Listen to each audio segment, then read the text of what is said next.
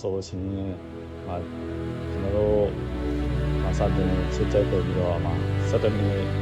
လောက်ရှိခဲ့ပြီပေါ့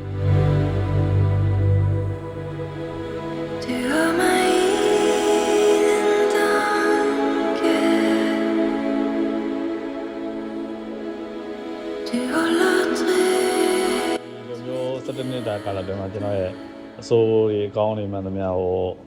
နားတီးခံခွင့်လုပ်ပေးပြီးတော့နားလည်းပေးပြီးကျွန်တော်လိုအပ်သမျှအကုန်လုံးလိုက်ဖြည့်ပြီးပေးခဲ့တဲ့ပြီးတော့ဘာရမဟုတ်ပြောမိတဲ့စကားလေးကအစမှတ်ထားပြီးတော့ဒီနေ့ပြောတဲ့စကားကိုနောက်နေ့ကျတော့ချက်ချင်းအကောင်းပဲပေါ်ပေးတာမျိုးတွေရှိခဲ့တယ်ပေါ့အဲ့ဒီအတွက်လည်းအရင်ကျေးဇူးတင်ရပါတယ်နော်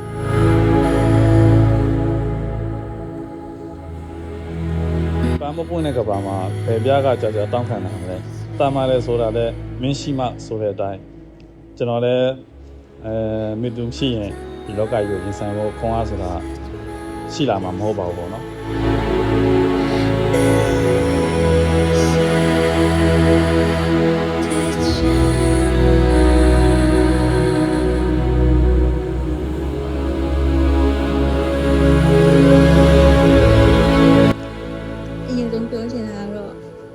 ကိုရမ်းချစ်တယ်နော်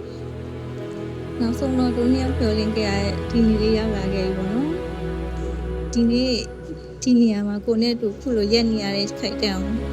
အမြဲစိတ်ကူးရင်ကြည့်ခဲ့ရတာလေတို့တူဖြတ်တန်းခဲ့ကြတဲ့ဒီ17နှစ်တာကာလအတွင်းမှာပေါ့နော်တဲ့ကိုအမြဲစိတ်ချမ်းသာအောင်ထားတယ်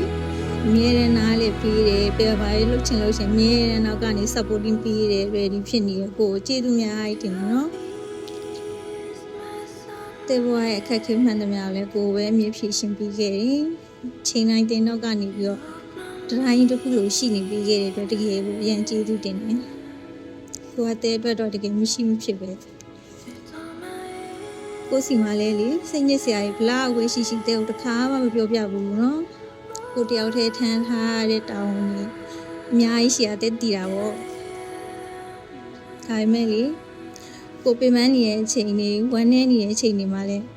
တဲကိုမိခိုးလို့ရပါတယ်နော်ခုကနေစပြီးတော့တို့နှစ်ယောက်ပျော်စရာကြီးကြီးပဲမဟုတ်ဘဲနဲ့ဝမ်းနေစရာကြီးရှိရင်လည်းအတူတူဝေးမျှပြီးဖြုတ်သက်တော့ကြမယ်နော်ရင်ချစ်တဲ့ကို